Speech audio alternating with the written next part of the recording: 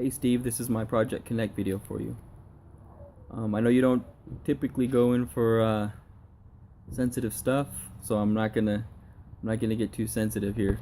But I do believe you deserve a video like this from me because I believe that one of your greatest attributes is that when you decide to be somebody's friend, you are fiercely their friend.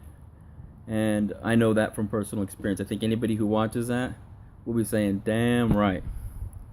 So here it is. You saved my ass a lot of times, and one of the biggest ones was when you asked me to be your roommate when we were in our early 20s. And I don't know if you knew this about me, but at that time I was in a real dark place and not headed in the right direction at all. And that time that we lived together and hung out, that really helped me get my shit together. In other words, so I'm forever grateful for that experience. Um, so here's what I was thinking of the other day.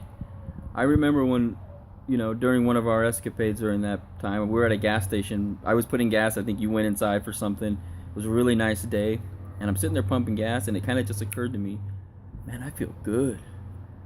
Yeah, and I said, this must be what the old guys say when they kind of go, man, to be 22 again.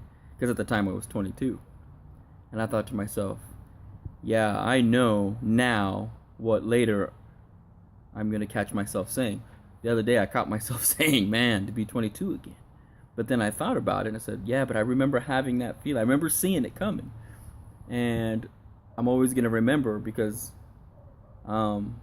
just because of everything that was happening at that time in my life, and you were a big part of it.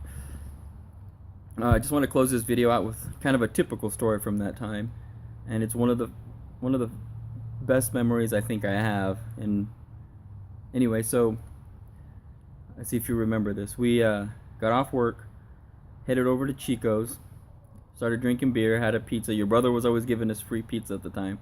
I think we had one down, and he brought over a shrimp pizza that somebody ordered that he hadn't been able to get rid of, so he gave it to us. I had a slice, and it was all right. It was the first time I ever had it, and you were just like into it. You'd never had one either, and you said, this is pretty good. So you ate quite a bit of it.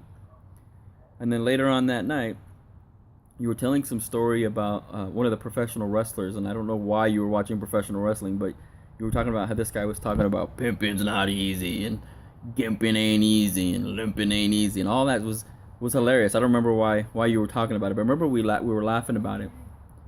And then, after the evening was done, and we got back to the house, I remember sitting down on that beanbag you had and turning on Sports Center. I wanted to catch the Mariners highlights. And you jumped on the pool table with a blanket.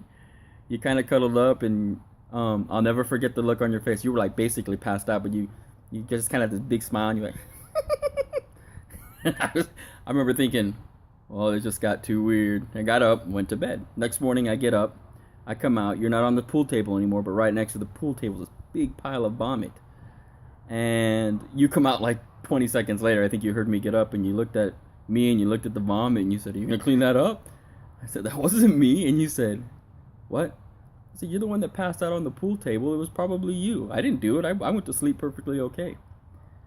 And you looked at it for a second, and you looked down at the pile, and you go, shrimp. Yeah, that was me. I'll clean it. So you went and got the bucket, and as soon as you broke the seal on that pile of, I don't know how long, I must have been sitting there for a while because I had a crust. And as soon as you broke that, man, that whole apartment stunk like vomit and shrimp. And on cue, man, you says, shrimping ain't easy. Best hangover of my life. Hey, man, wherever you're at, whatever in life and whatever you're doing, take care of yourself. I love you, and maybe we'll catch up again someday.